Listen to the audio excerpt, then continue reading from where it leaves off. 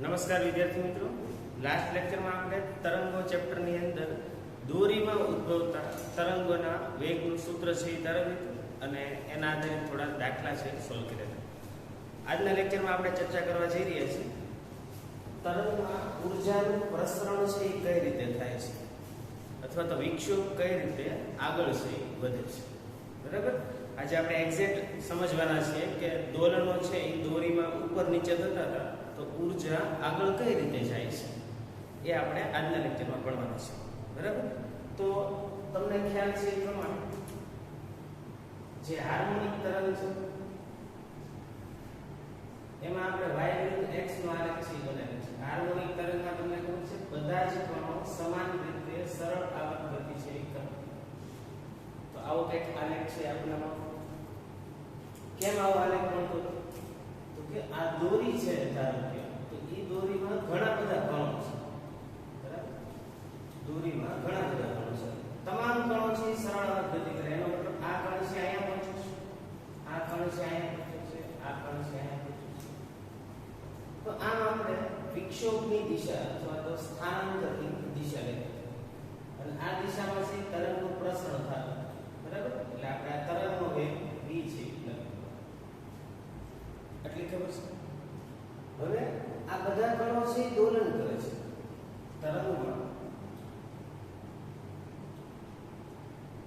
ઘણા બધા કણો દોલન થાય છે. તરંગમાં ઘણા બધા કણોના દોલનો થાય છે. હવે દોલન જ્યારે થતા હોય ત્યારે ઉર્જા કેટલી આવે એ તમને બધાને ખબર જ છે. બરાબર, દોલનમાં ઉર્જા, તરંગમાં ઉર્જા તો સમજાવું છું આજના લેક્ચરમાં. દોલનમાં કઈ ઉર્જા છે એ ઉત્પન્ન થાય છે એ આપણને ખબર છે. બરાબર, તો એક બાજુ આપણે દોલનની ઉર્જા અને એક બાજુ તરંગની ઉર્જા એવું છે એ લખીએ. તો આ બાજુ છે એ આપણે લખશું દોલનમાં ઉર્જા અને આ બાજુ લખશું તરંગમાં ઉર્જા. તરંગમાં ઉર્જા અહીં લખશું દોલનમાં ઉર્જા. સૂત્રો તમને બધાને આવડે છે. તો દોલનમાં કોઈ એક કણની વાત થતી હોય. બરાબર, અને આમાં છે એ કણો હોય. કણો ઘણા બધા પાર્ટિકલ્સ હોય, ઘણા બધા કણો છે એ દોલન કરતા હોય. અહીંયા કોઈ એક કણ છે એ દોલન કરતો હોય. એની માટે તમને સ્થિતિ ઉર્જાનું સૂત્ર ખબર છે.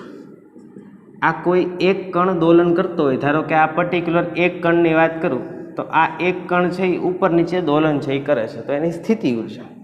સ્થિતિ ઉર્જાનું ઇક્વેશન આપણે લખ્યું હતું 1/2 kx². યાદ છે ને? 1/2 kx². આપણે અહીંયા y દિશામાં દોલન થાય છે તો અહીંયા શું લખશું? 1/2 ky². સમજાણું એટલે? બીજું, ગતિ ઉર્જાનું સૂત્ર શું હતું? Capital K. 1/2 mv² જ હતું. ગતિ ઉર્જાનું સૂત્ર શું હતું? 1/2 mv². તો 1/2 m. v યાદ કરો તો v શું હતું? v = omega √a² - y². યાદ છે ને? દોલનમાં કણના વેગનું સૂત્ર શું હતું? v = omega √a² - y². તો અહીંયા 1/2 mv² લખીએ. 1/2 mv² અને v² ની જગ્યાએ લખી નાખો તો 1/2 m omega square a² - y². આ તમને બધું જૂનું યાદ દેવડાવું છું. ઓલરેડી આપણે દોલનમાં ભણી ગયા છીએ. હવે આ m omega square, m omega square એટલે k લખાય. બરાબર, ઓમેગા યાદ છે ને શું હતું? ઓમેગા = હતું √k/m. આ k છે એ અચળાંક છે, સ્મોલ k છે. તો જુઓ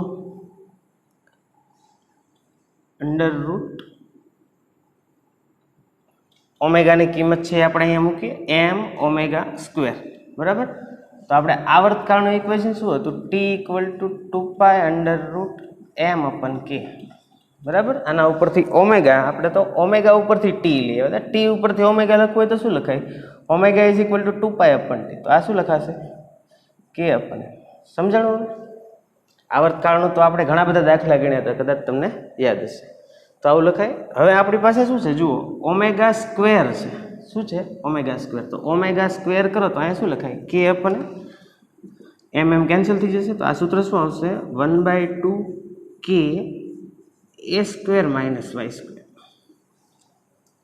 અને કુલ ઉર્જા ઈ નું સૂત્ર શું આવ્યું હતું? 1/2 કે એ સ્ક્વેર. ખબર પડી? એટલે તો દોલનમાં આટલી ઉર્જા છે આપણે ભણ્યા હતા.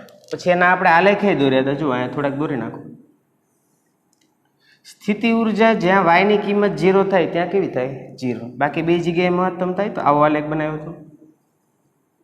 સ્થિતિ ઉર્જા, પોટેન્શિયલ એનર્જી. ગતિ ઉર્જા છે એ મધ્યમાન સ્થાને વેગ મહત્તમ હોય એટલે ત્યાં મહત્તમ થાય. તો એનો આલેખ છે આવો બેન. પછી આપણે જોયું હતું કે કુલ ઉર્જા છે એ હંમેશા અચળ રહેશે. આ જે કુલ ઉર્જા છે એ કેવી હોય? અચળ હોય. બરાબર.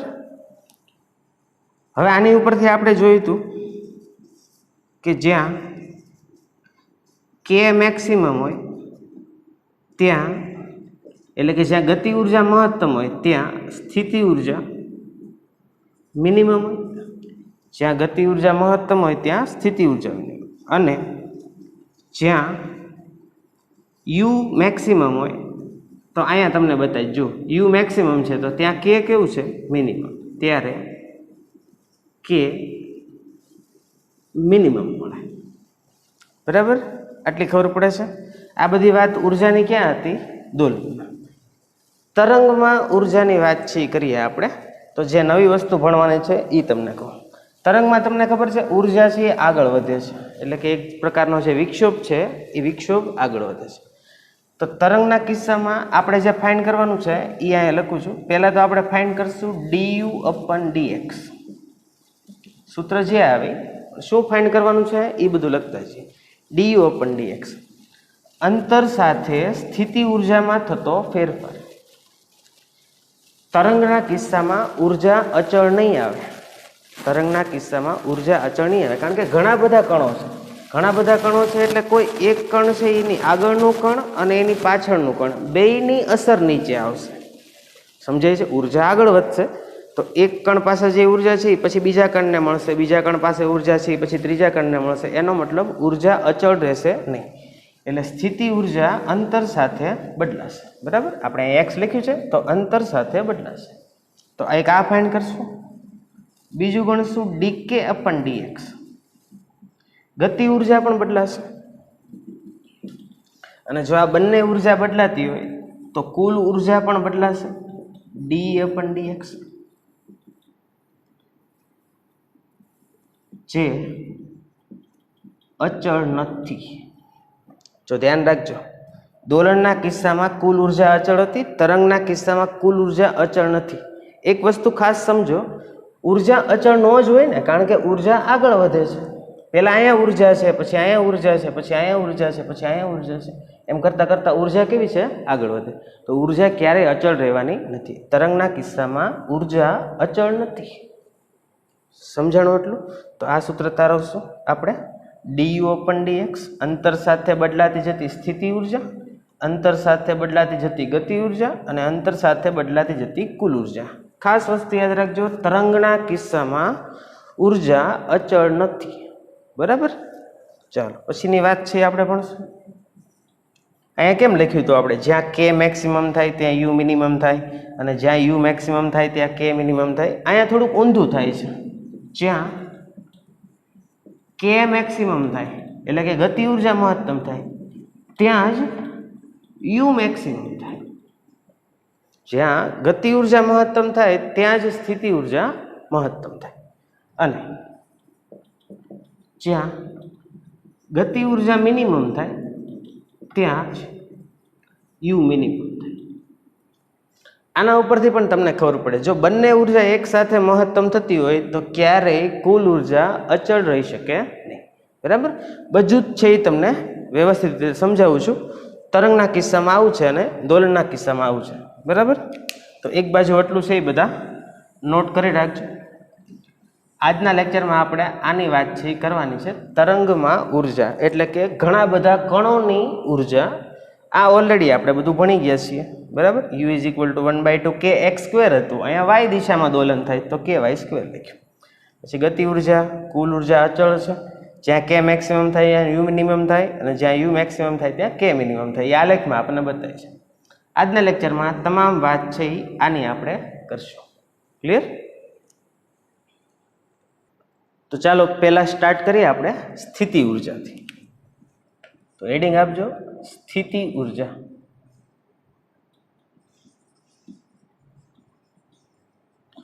સ્થિતિ ઉર્જા સીધી નથી મળવાની. શું ફાઇન્ડ કરશું આપણે? du/dx, અંતર સાથે બદલાતી જતી સ્થિતિ ઉર્જા, બરાબર, અથવા અંતર સાથે સ્થિતિ ઉર્જામાં થતો ફેરફાર. ચાલો સમજો. સ્થિતિ ઉર્જા કેવી રીતે આવે છે જોજો. તો આલેખ બનાવું છું y વિરુદ્ધ x નો, અને તરંગ છે એ આવી રીતે આપણને મળે છે ઘણા બધા કણોના દોલન થયા પછી. હવે આ વસ્તુ હું તમને દોરીના કિસ્સા દ્વારા સમજાવીશ, બરાબર. જે સ્થિતિ ઉર્જા છે એ દોરીના કિસ્સા દ્વારા સમજાવીશ. તો આવું તરંગ તમને દોરીમાં મળ્યું, એ પહેલાની પરિસ્થિતિ કેવી હશે જુઓ.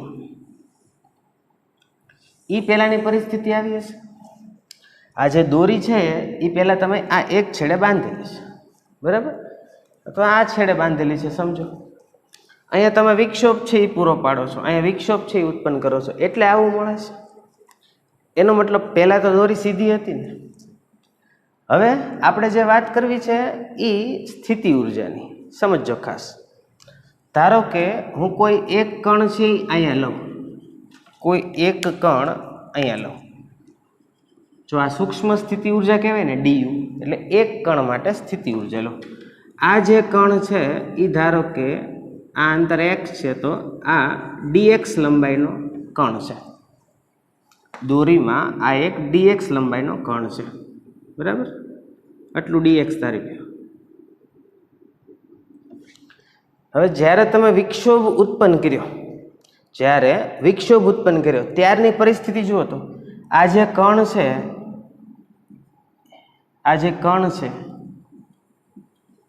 એ કણ હવે આવો થઈ ગયો. જુઓ તો આ જે dx લંબાઈનો કણ હતો એ હવે આ સ્થિતિમાં આવી ગયો. આ સ્થિતિમાં આવ્યો તો તમે જોઈ શકો છો આ dx જેટલી લંબાઈ છે એ થોડીક વધી ગઈ છે. દેખાય છે? આ dx જે લંબાઈનો કણ છે એ હવે અહીંયા છે, બરાબર. ખૂબ નાનો કણ છે એ હવે અહીંયા છે, તો થોડીક લંબાઈ છે એ વધી ગઈ. એ લંબાઈ વધવાનું કારણ શું છે? જ્યારે તમે દોરીમાં વિક્ષોભ છે એ પૂરો પાડો છો ત્યારે થોડું તણાવ બળ છે એ ક્રિએટ થાય છે. કાલના લેક્ચરમાં પણ તમને સમજાવ્યું હતું. અહીંયા તમને તણાવ બળ છે એ મળશે. સમજાણું એટલું? એ તણાવ બળના કારણે થોડીક લંબાઈ છે એ વધશે. ધારો કે આ dx છે, તો આ લંબાઈ આપણને ધારો કે dl મળી. જો અહીંથી દેખાય, પહેલાં આટલું કેટલું હતું? dx, બરાબર. અને આ dl જેટલી લંબાઈ છે આપણને મળી. ધારી લો કે આ આટલું છે, જે ઉપર ગયું એ dy છે. ઉપર ગયું કેટલું છે? dy જેટલું છે. તો એક વસ્તુ છે એ તમે ધ્યાન રાખજો, આ જે સ્થિતિ ઉર્જા છે એનો સૂક્ષ્મ ફેરફાર છે. તો આપણે કોઈ કણના નાના દોલનો માટે વાત કરીએ છીએ. ખાસ આ સૂત્ર જે આપણે સાબિત કરીએ છીએ એ કોના માટે છે? આ કણનું નાનું દોલન થયું. દેખાય છે તમને? જુઓ, કણ કેટલું ઉપર ગયું? dy જેટલું. દોરીમાં જે કણ હતું એની લંબાઈ કેટલી છે? dx. એ dx હવે કેટલી થઈ ગઈ? dl. કોના કારણે થઈ? તો કે આ તણાવ બળના કારણે. હવે ખાસ ધ્યાન રાખજો, તણાવ બળના કારણે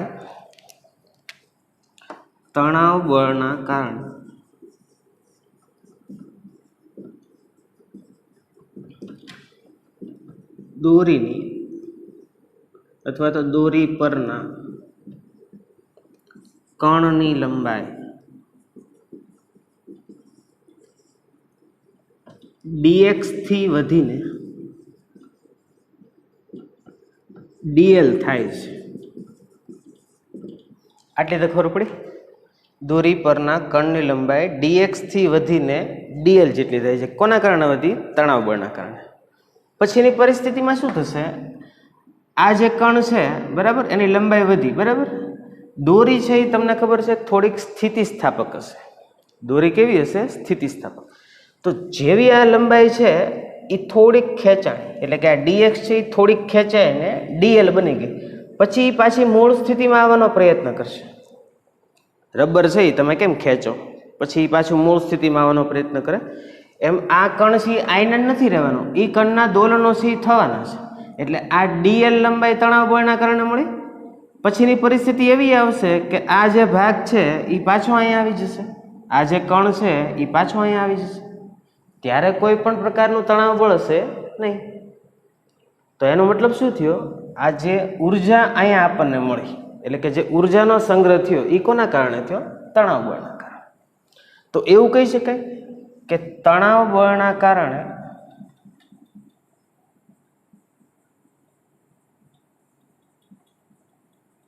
દોરીના સૂક્ષ્મ ભાગમાં ઉર્જાનો સંગ્રહ થયો.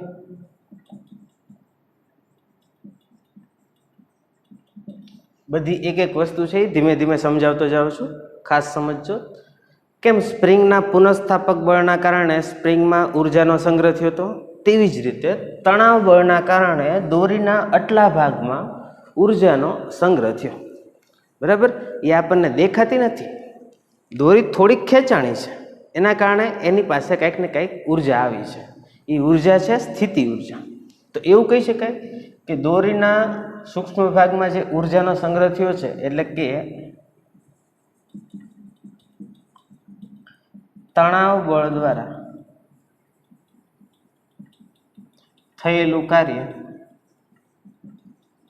તણાવ બળ દ્વારા થયેલું કાર્ય એ સ્થિતિ ઉર્જા સ્વરૂપે સૂક્ષ્મ ભાગમાં સંગ્રહ થયું છે. તણાવ બળના લીધે જે કાર્ય મળ્યું એ ક્યાં સંગ્રહ થયું? દોરીમાં આટલા ભાગમાં સ્થિતિ ઉર્જાના સ્વરૂપે. પછી જ્યારે આ કણ આવશે ત્યારે એ સ્થિતિ ઉર્જા ગુમાવશે બરાબર. ચાલો, તો હવે જે આપણને આ સૂક્ષ્મ ભાગમાં તણાવ બળના લીધે કાર્ય મળ્યું એ ડીડબલ્યુ. એ ડીડબલ્યુ એટલે શું લખી શકાય? જુઓ તો, સ્થિતિ ઉર્જાના સ્વરૂપમાં સંગ્રહ થયું. તો ડીડબલ્યુ ઇઝ ઇક્વલ ટુ શું લખાય? ડીયુ. હવે આ ડીડબલ્યુ કાર્ય કોના કારણે થયું? તો કે તણાવ બળના કારણે. તણાવ બળ ગુણ્યા આપણે સ્થાનાંતર લખી, કાર્ય એટલે બળ ગુણ્યા સ્થાનાંતર. તો તણાવ બળ ગુણ્યા સ્થાનાંતર. સ્થાનાંતર માટે અહીંયા જુઓ, લંબાઈ ડીએક્સ માંથી કેટલી થઈ ગઈ? ડીએલ. લંબાઈ ડીએક્સ માંથી કેટલી થઈ ગઈ? ડીએલ. એનો મતલબ સ્થાનાંતર બરાબર ડીએલ માઇનસ ડીએક્સ.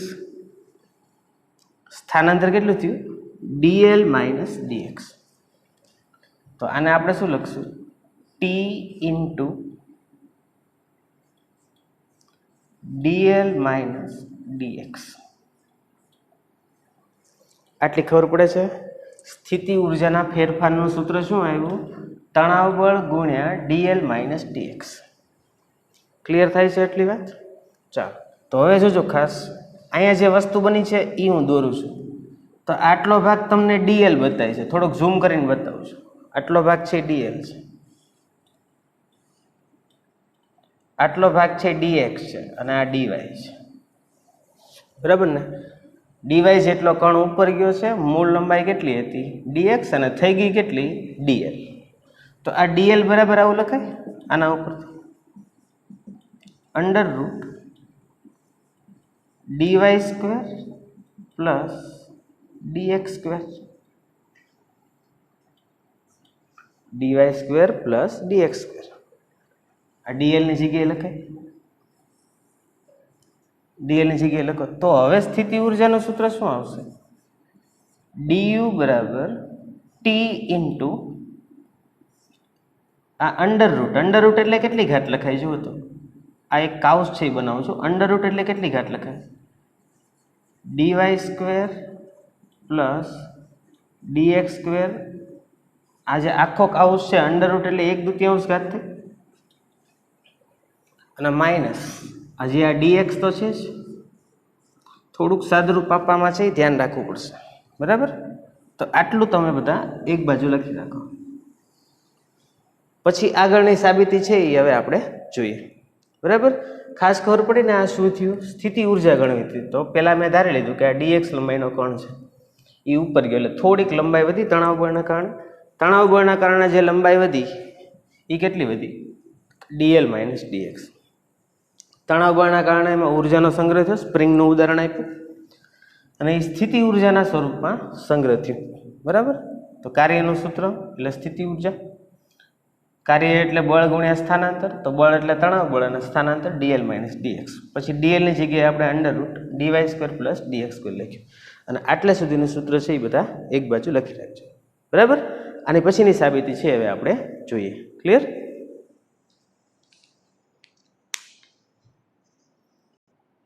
ચાલો જો આગળની સાબિતી. du બરાબર શું આવ્યું હતું? આવું આવ્યું હતું, બરાબર. du ઇઝ ઇક્વલ ટુ તણાવ બળ ગુણ્યા અહીંયા આપણે આગળ dl હતું, તો dl બરાબર શું લખ્યું? dy square plus dx square whole raise to 1/2. Under root હતું ને, માઇનસ dx. હવે આ જે સૂત્ર છે એમાંથી dx ને કોમન કાઢું છું. કોને કોમન કાઢું છું? dx ને. અહીંયા જુઓ, du અપન dx અંતર સાથે સ્થિતિ ઉર્જામાં થતો ફેરફાર, તો t dx. હવે વધશે શું આની અંદર એ ખાસ જોઈ લો. dx ને કોમન છે એ કાઢ્યો, બરાબર.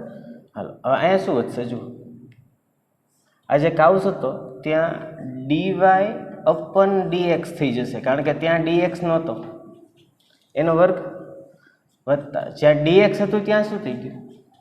1. dx હતું ત્યાં શું થઈ ગયું? 1. આ બધાની કેટલી ઘાત છે? આ બધાની કેટલી ઘાત છે? કે 1/2. ખબર પડે જ ને, આમાંથી dx ને બહાર કાઢ્યું તો જો dx નો વર્ગ હતો ને, ઉપર 1/2 ઘાત હતી, એટલે બહાર શું આવ્યું? dx. એમ અહીંયાથી dx બહાર આવ્યો તો અહીંયા શું આવશે? -1. કારણ કે dx ની એક જ ઘાત હતી એને બહાર લઈ લીધી. ચાલો આવું આવીને ઊભું રહ્યું. ખબર પડી ને ખાસ, dx બહાર કાઢ્યો એટલે અહીંયા શું આવ્યું? dy અપન dx, બરાબર. પછી dx હતો ત્યાં +1 1/2 ઘાત, માઇનસ dx હતો ત્યાં 1. ક્લિયર એટલું? હવે આવું છે એ તમે જોયેલું, જો થોડુંક અહીંયા સમજાવી દઉં તમને. ધારો કે આવું હોય એ થોડુંક આપણે આને જેવું લખીએ, બરાબર. x/2 વત્તા 1 એની 1/5 ઘાત હોય, એની 1/5 ઘાત હોય. તો આવું આપણે ઘણી બધી વાર લખેલું છે. જુઓ કે આ x/2 છે ત્યાં આ ગુણ્યા 1/5 આવી જાય અને વત્તા 1. આને દ્વિપદી પ્રમેય કહેવાય. શું કહેવાય? દ્વિપદી પ્રમેય કહેવાય. તો આટલું છે એ તમે જુઓ તો આ જે આટલું પદ છે આ x/2 એની જેવું અહીંયા શું દેખાય છે? dy અપન dx raise to 2. ધારો કે અહીંયા રેસ ટુ 2 હતું તો અહીંયા આવું આવે રેસ ટુ 2 ઇન્ટુ 1/5 પ્લસ 1, બરાબર. અને દ્વિપદી પ્રમેય કહેવાય. શું કહેવાય? દ્વિપદી પ્રમેય. ગુરુત્વાકર્ષણમાં કરાવેલું છે. તો t dx આમાં દ્વિપદી પ્રમેય વાપરું છું, ખાસ ધ્યાન રાખજો. આમાં દ્વિપદી પ્રમેય વાપરું છું. તો આ પદ છે કેવું આવશે? જુઓ +1 છે તો 1 પ્લસ અહીંયા હતું dy અપન dx નો વર્ગ, અને આ 1/2 એની આગળ આવી જશે. કેમ? અહીંયા જુઓ તો x/2 નો વર્ગ હતો તો એની આગળ શું આવી ગયું? આ 1/5. તો અહીંયા 1/2 આગળ આવી જશે. 1/2 આગળ આવ્યું. અહીંયા શું આવશે? dy અપન dx નો હોલ સ્ક્વેર. કહેવાની વાત શું છે? આ 1/2 ઘાત હતી ને અહીંયા આપણે કાઢી નાખી, -1. આ તો હતો જ ને. ચાલો એટલું ક્લિયર થયું 1 અને માઇનસ કેન્સલ. તો જુઓ હવે સૂત્ર શું આવ્યું T/2 અહીંયા છે ને હું dxને છેદમાં લઈ લઉં છું duના છેદમાં dxને લઈ લે તો T/2 આ 1/2 બહાર આવશે T/2 અહીંયા શું વધશે dy/dx². આ આવ્યું સ્થિતિ ઉર્જાના અંતરની સાથેના ફેરફારનું સૂત્ર બરાબર. હવે આ છે dy/dx. dy/dx એટલે શું થાય ઢાળ થાય ને dy/dx એટલે ઢાળ થાય. યાદ કરો તરંગનું સમીકરણ છે એ શું હતું તરંગનું સમીકરણ શું હતું આ તરંગ છે ધારો કે y વિરુદ્ધ x નું એનું સમીકરણ શું હતું y = a sin ωt - kx. યાદ છે ને પ્લસ ફાઈ નથી લખતો પ્લસ ફાઈ લખતો આવું હતું તરંગનું સમીકરણ.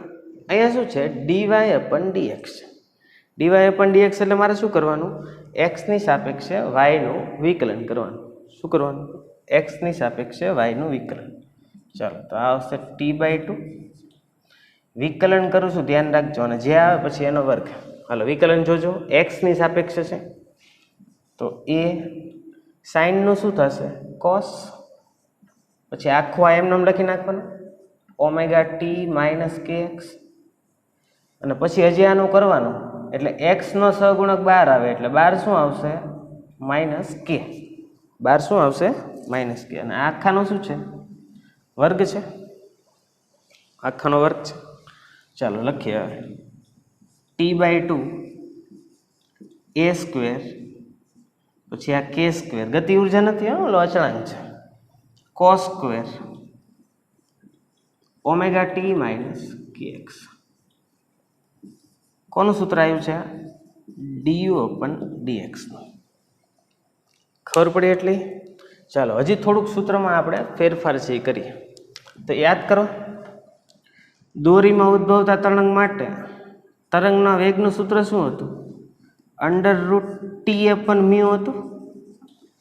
શું હતું √T/μ. તો આ T ની જગ્યાએ શું લખાય આવું લખાય v² × μ.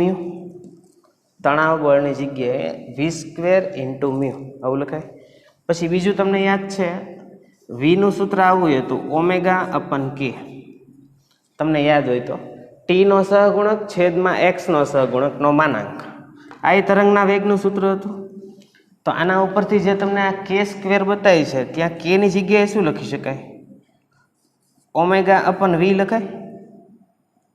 k ની જગ્યાએ ω/v અને t ની જગ્યાએ v² × μ. હું અહીંયા મૂકવા જઈ રહ્યો છું. જુઓ t અને k ની કિંમત છે એ આ સમીકરણમાં લખવા જઈ રહ્યો છું. ચાલો મૂકજો બરાબર. તેથી du/dx બરાબર T/2 t ની જગ્યાએ લખવાનું છે આપણે શું ભાઈ t ની જગ્યાએ v² × μ. એના છેદમાં બગડો છે પછી આ કંપ વિસ્તાર છે ધ્યાન રાખજો એ k² લખું છું k² એટલે ω²/v² અને આ cos² ωt - kx. તો જુઓ તો v² કેન્સલ થઈ ગયા v² કેન્સલ થઈ ગયા અને ફાઇનલી આપણું જે ગતિ ઉર્જાનું સૂત્ર છે એ હવે હું અહીંયા લખવા જઈ રહ્યો છું જે આપણે કામનું હતું du/dx. તો તેથી અહીંયા જ લખી નાખો ગતિ ઉર્જાનું જે ઇક્વેશન છે એ આવ્યું છે μ a² ω² / 2 cos² ωt - kx. કોનું સૂત્ર મળ્યું સ્થિતિ ઉર્જાના અંતરની સાથેના ફેરફારનું. એક બાજુ લખી રાખજો સ્થિતિ ઉર્જાના અંતરની સાથેના ફેરફારનું આ સૂત્ર છે.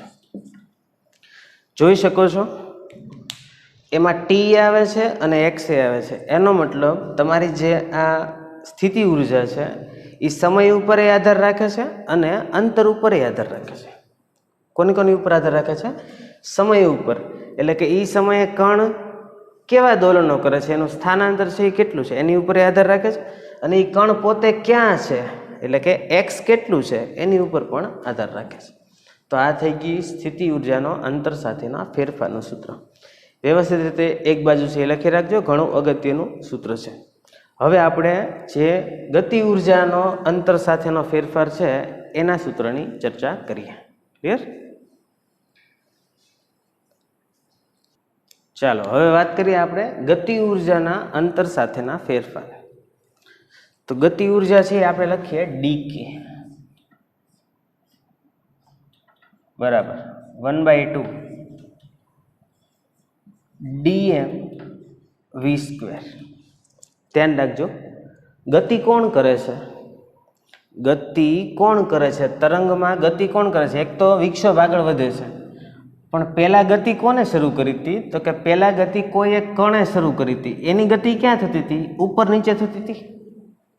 કણની ગતિ ક્યાં થતી હતી? ઉપર નીચે. હવે ધારી લો કે આ dx લંબાઈમાં જે કણ છે એનું દળ dm છે. આ dm દળ તમે જોઈ શકો છો ઉપર નીચે ગતિ કરે છે. dm દળની ગતિ ક્યાં થાય છે? ઉપર નીચે થાય છે. બરાબર? તો ઉપર નીચે ગતિ થતી હોય એટલે આ v છે એ શું લખાય એ વિચારી લો. કણ ખરેખર તો ગતિ કરે છે, બરાબર? એ કણની ગતિ ઉપર નીચે થાય છે. તો જે ગતિ ઉર્જા છે સૂક્ષ્મ ગતિ ઉર્જા ડીકે, એ તો કોઈ એક કણની જ હશે. સૂક્ષ્મ ગતિ ઉર્જા કોઈ એક કણની હશે. તો અહીંયા જે v લખવું એ મારે કોનું લખવું પડે? કણનો વેગ 1/2 mv² જ લખેલું છે, બરાબર? v મારે કોનો વેગ લખવો પડે? સૂક્ષ્મ ગતિ ઉર્જા હોય તો કણનો વેગ લખવો પડે, બરાબર?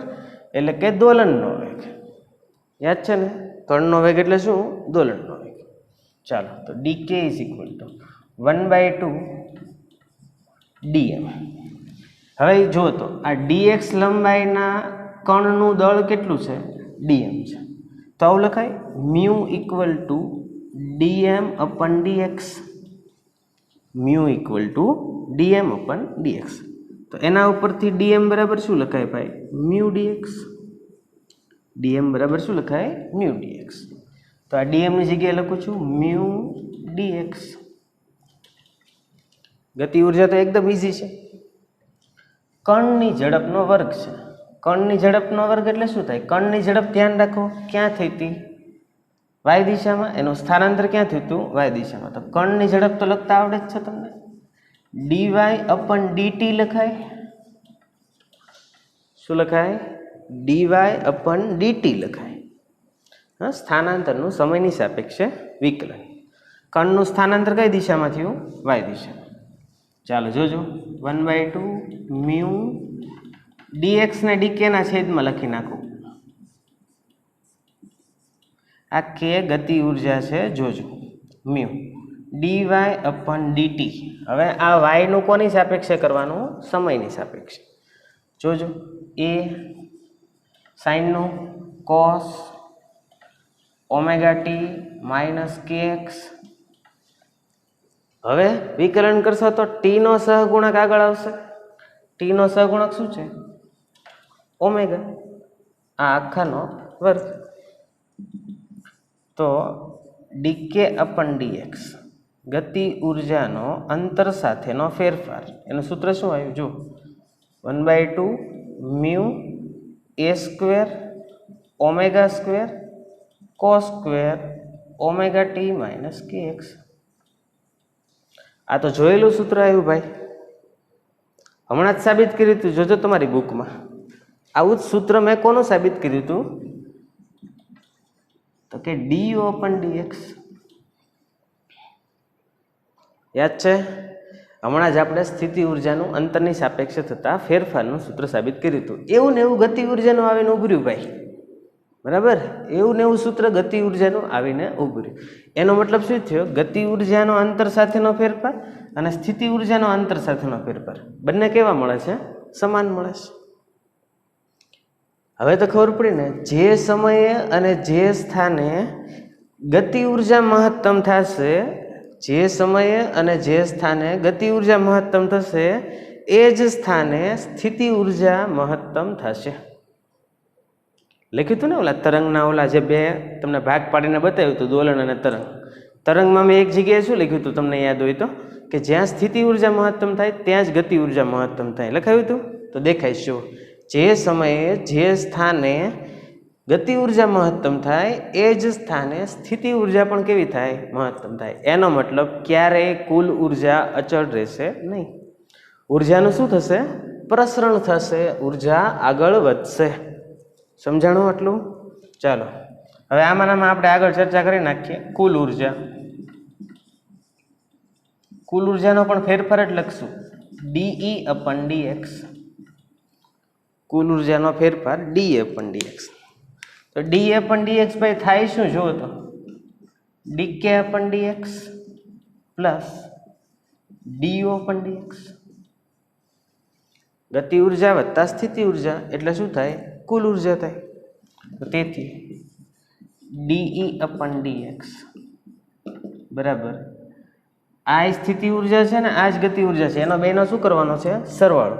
સરવાળો કરશે તો આ અડધું છે અને આ અડધું છે, તો આ આખું થઈ જશે mu A² ω² cos² ωt - kx. તો આ થઈ ગયું કુલ ઉર્જાનું સૂત્ર.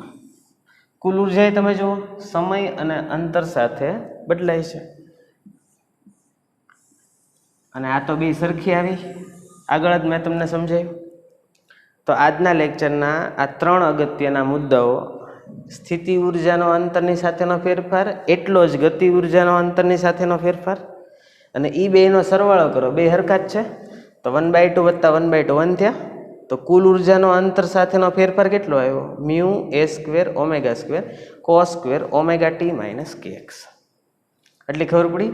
હવે હું તમને આ તરંગની અંદર છે એ સમજાવી પણ શકું કે ઉર્જા કઈ રીતે આગળ છે એ વધે છે.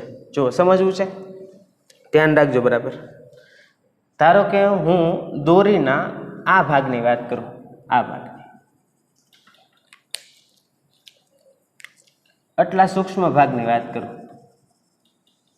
તમને ખબર છે જ્યારે કણ એના મધ્યમાન સ્થાનથી ધન છેડા બાજુ જાય, મધ્યમાન સ્થાનથી ધન છેડા બાજુ જાય, મધ્યમાન સ્થાનથી ધન છેડા બાજુ, ત્યારે એનો વેગ છે એ કેવો થાય, 0. ધન છેડે એનો વેગ છે એ કેવો થાય, 0. વેગ 0 થાય એટલે અહીંયા ગતિ ઉર્જા લઘુત્તમ થશે. અહીંયા ગતિ ઉર્જા છે કેવી થશે, લઘુત્તમ. ગતિ ઉર્જા લઘુત્તમ થશે તો ત્યાં સ્થિતિ ઉર્જા પણ કેવી થવી જોઈએ, લઘુત્તમ. ગતિ ઉર્જા જો લઘુત્તમ થતી હોય તો સ્થિતિ ઉર્જા પણ કેવી થવી જોઈએ, લઘુત્તમ.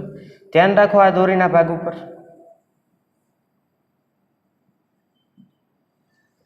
જેવી રીતે અહીંયા દોરી છે એ થોડીક ખેંચાણી હતી, પણ તમે જોઈ શકો છો અહીંયા dx લંબાઈ છે, તો આ ભાગમાં કાંઈ દોરી બહુ ખેંચાયેલી નથી. દોરી ખેંચાયેલી નથી એનો મતલબ શું થયો, દોરીમાં સ્થિતિ ઉર્જાનો સંગ્રહ થયો નથી, તણાવ બળના કારણે કોઈ કાર્ય થયું નથી. બરાબર. તો આ ભાગ ઉપર યુ પણ કેવું આવશે, મિનિમમ. યુ પણ કેવું આવશે, મિનિમમ. આ છેડાની વાત કરું છું તો અહીંયા બંને ઉર્જા કેવી થઈ ગઈ, લઘુત્તમ. અહીંની વાત કરું, મધ્યમાન સ્થાને કણનો વેગ છે કેવો હતો, મહત્તમ. કણનો વેગ મહત્તમ હતો એટલે ગતિ ઉર્જા પણ મહત્તમ થાય, કે મેક્સિમમ થાય. અને બીજું તમે આ ભાગની વાત કરો, આ ભાગની, તો આ કણ જે છે dx લંબાઈનો, એ તો હવે આવો થઈ ગયો જુઓ. મતલબ આ ભાગનું તો મહત્તમ ખેંચાણ થયું. અહીંયા જે ભાગ છે એ ભાગનું મહત્તમ ખેંચાણ થયું. મહત્તમ ખેંચાણનો મતલબ શું થયો, મહત્તમ તણાવ બળ ઉત્પન્ન થયું અને લંબાઈ વધી એટલે અહીંયા તમને સ્થિતિ ઉર્જા કેવી મળશે, મેક્સિમમ. તો જે મધ્યમાન સ્થાને અહીંયા કણ છે ત્યાં ગતિ ઉર્જા અને સ્થિતિ ઉર્જા સાથે કેવા થયા, મહત્તમ. જ્યારે અહીંયા ગતિ ઉર્જા અને સ્થિતિ ઉર્જા સાથે કેવા થયા, લઘુત્તમ. તો થાય છે શું, હવે સમજજો. અહીંયા તમને ઈ મેક્સિમમ મળ્યું અને અહીંયા તમને ઈ મિનિમમ મળ્યું. કુલ ઉર્જા લઘુત્તમ અને અહીંયા કુલ ઉર્જા મહત્તમ, બરાબર. તો સમજી લો કે અહીંયા જે મહત્તમ ઉર્જા હતી, એ આગળ વધી. કઈ રીતે સમજજો. અહીંયા ઈ મેક્સિમમ હતો. પહેલાં અહીંયા કણ ક્યાં હતો? મધ્યમાન સ્થાને. એની પછીનો કણ છે એ ક્યાં હતો? તો કે ધન છેડે હતો. આની પછીનો કણ છે એ કેવો હતો? ધન છેડે. ત્યારે એની ઉર્જા કેવી હતી? 0. પછી જ્યારે આ કણ છે એ પોતે આ સ્થાને આવે, જ્યારે આ કણ આ સ્થાને આવે, અહીંયા જે કણ છે એ આ સ્થાને આવે, ત્યારે એની ઉર્જા કેવી થશે? મહત્તમ. ત્યારે આ કણ છે અહીંયા પહોંચી ગયો હશે. આ જે કણ છે એ ત્યારે ક્યાં પહોંચ્યો હશે? અહીંયા પહોંચ્યો હશે. આ કણ છે અહીંયા પહોંચ્યો હશે. મતલબ આની ઈ મેક્સ છે એ કેવી થશે? ઈ મિનિમમ. અને આની જે ઈ મિનિમમ છે એ કેવી થશે? ઈ મેક્સિમમ. ફરી વાર સમજાવું. આ જે કણ છે એની પાસે પહેલાં ઉર્જા છે, આ જે કણ છે એની પાસે ઉર્જા નથી. આ કણ હવે જ્યારે અહીંયા પહોંચશે ત્યારે એની ઉર્જા છે એ ઓછી થશે, લઘુત્તમ થશે. આ કણ છે એ જ્યારે અહીંયા પહોંચશે ત્યારે એની ઉર્જા છે એ મહત્તમ થશે. તો એનો મતલબ શું થયો? આ મહત્તમ ઉર્જા છે એ આપણે જમણી બાજુ ટ્રાન્સફર કરી. મહત્તમ ઉર્જા જમણી બાજુ ટ્રાન્સફર થઈ. પછીની પરિસ્થિતિ સમજો એવું હોય તો, આ કણ છે બરાબર, એની પાસે ઈ કેવું હતું? મિનિમમ.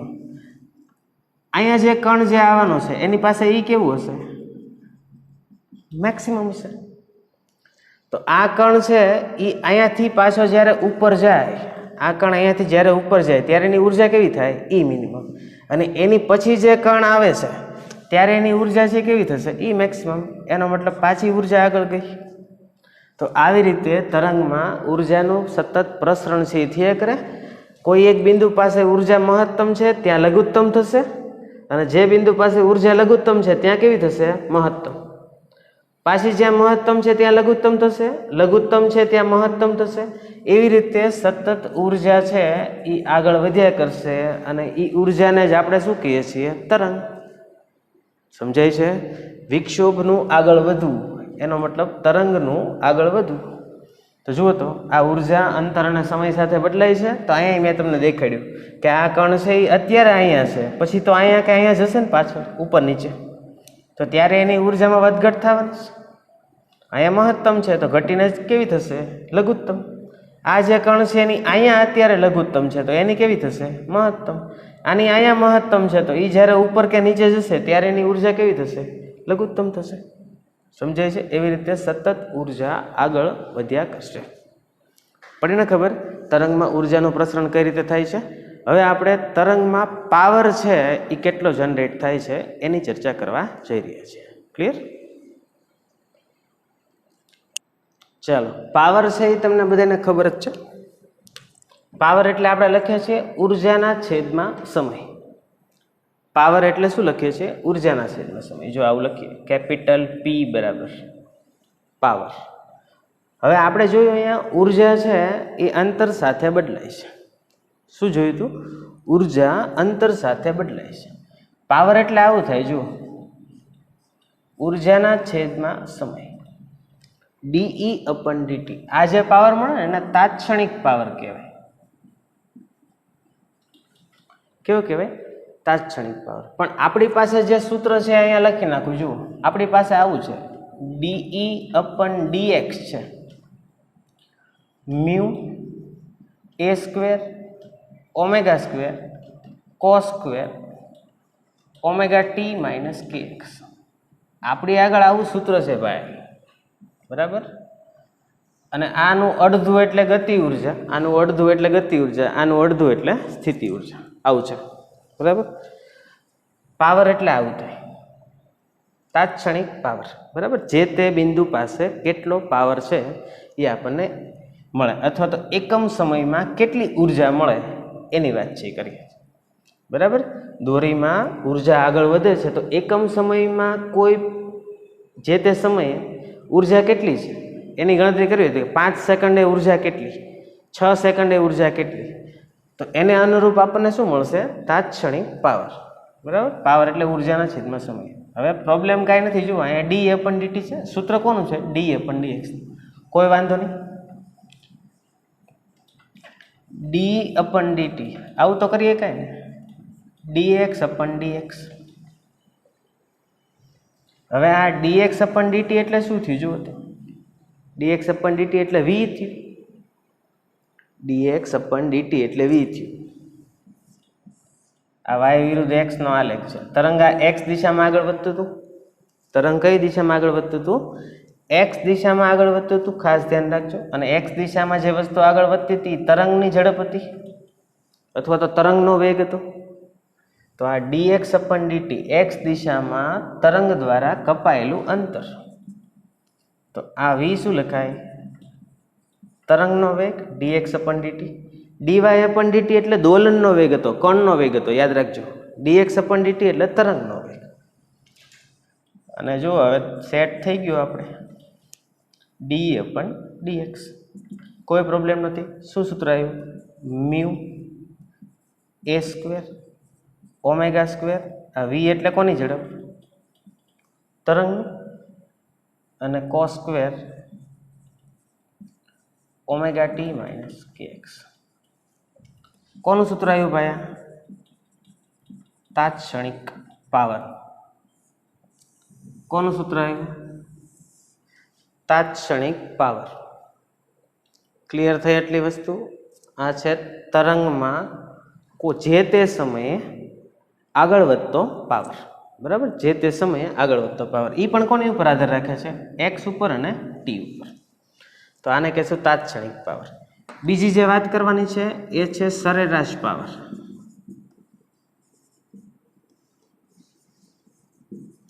અથવા તો એક ચક્ર માટે મળતો પાવર. એક ચક્ર માટે તમને ખબર છે આ સાઇન અને કોસ વિધેય છે એ 2π પછી પોતાની કિંમત રિપીટ કરે. સાઇન અને કોસ 2π પછી પોતાની કિંમત છે રિપીટ કરે. ધારો કે આપણે સાઇનનો આલેખ દોરીએ તો તમને હવે ખબર જ છે સાઇનનો આલેખ છે એ આવો છે, સાઇન વિધેયનો. કોસ વિધેયનો આલેખ એ દોરાવેલો છે, એ કંઈક આવો મળે છે. તો તમે જોશો ને આ સાઇન વિધેય અને કોસ વિધેય એક આવર્તકાળ માટે જેટલી વાર પોઝિટિવ થાય ને એટલી વાર નેગેટિવ થાય છે. જેટલી વાર પોઝિટિવ થાય એટલી વાર નેગેટિવ થાય. મતલબ સાઇન અને કોસ વિધેય માટે એક ચક્ર પર, એટલે કે એક આવર્તકાળ માટે, એક સાયકલ માટે, એક ચક્ર પર સરેરાશ મૂલ્ય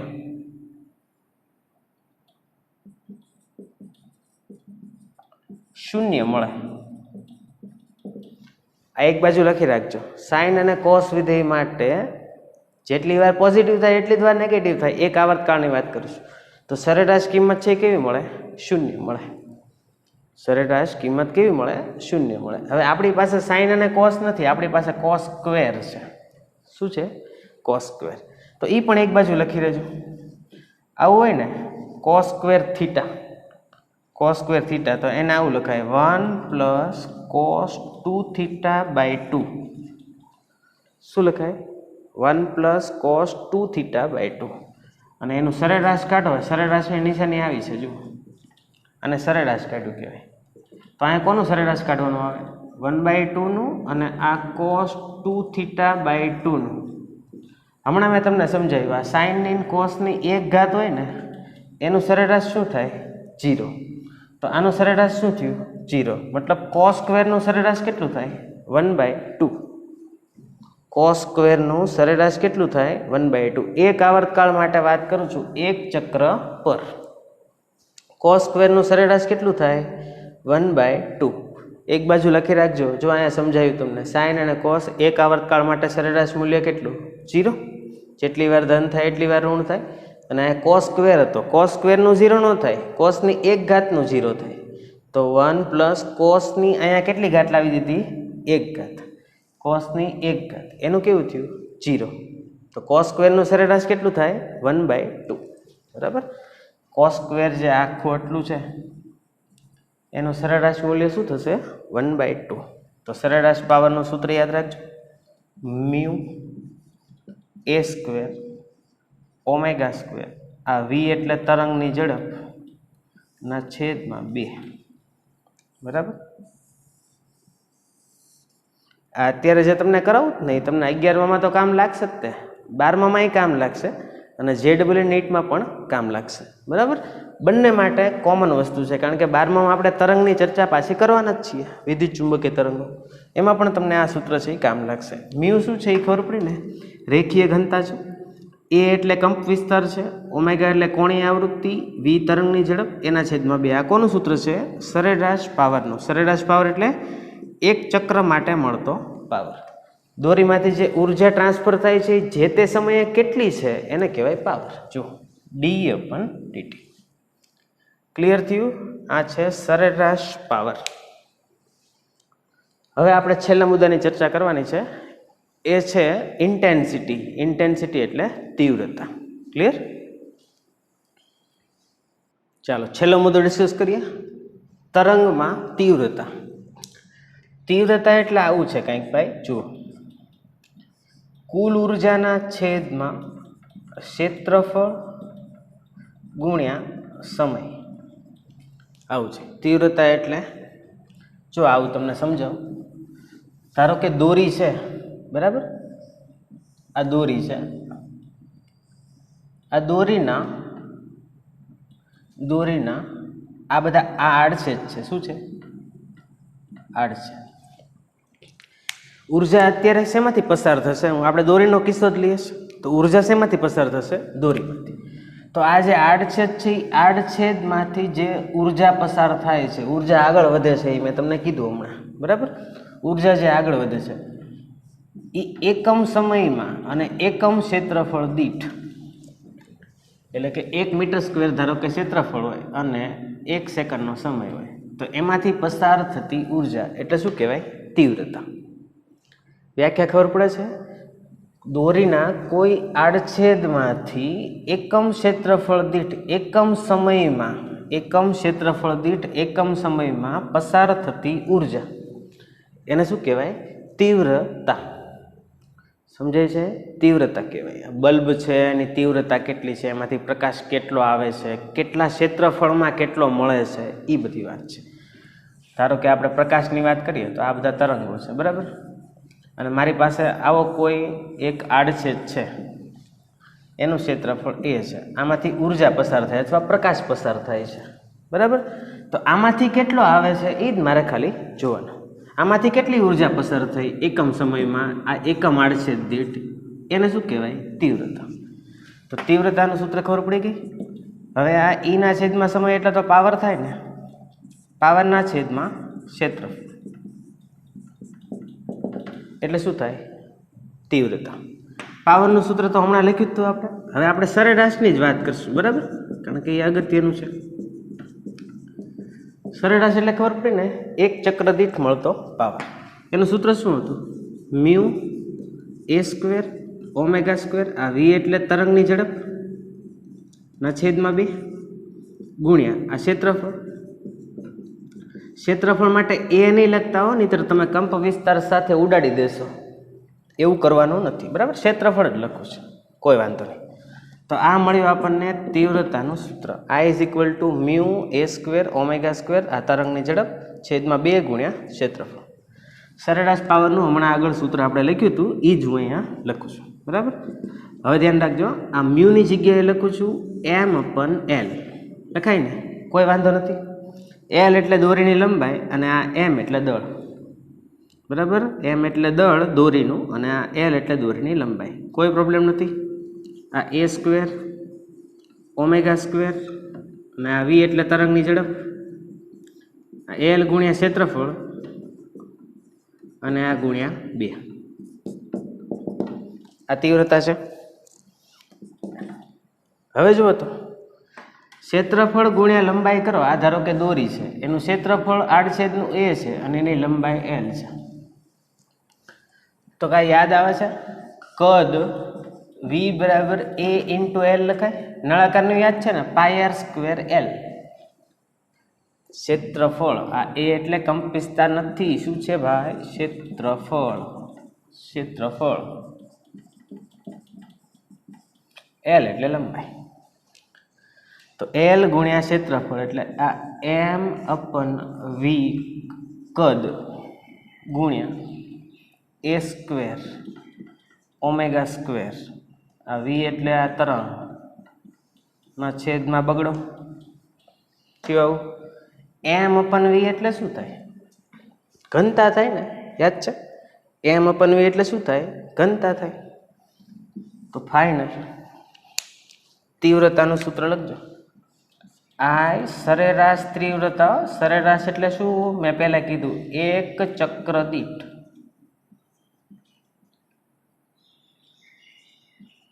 કોઈ બિંદુ પાસે મળતી તીવ્રતા, દોરીના કોઈ એક ભાગ પાસે મળતી તીવ્રતા. બરાબર? એનું સૂત્ર શું? M/V એટલે રો લખાય. તો rho A square omega square into આ V તરંગની ઝડપના છેદમાં 2. સમજણ? રો એટલે શું થયું? માધ્યમની ઘનતા.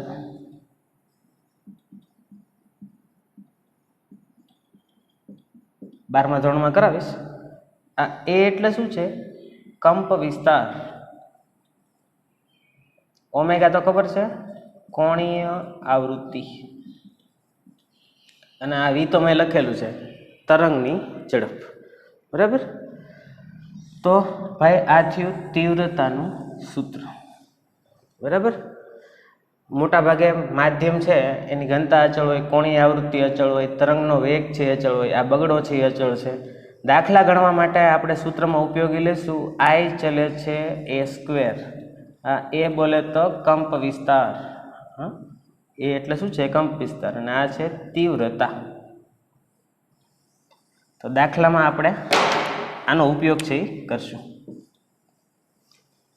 પડી ખબર તીવ્રતા શું છે, એનું સૂત્ર કઈ રીતે આવે છે?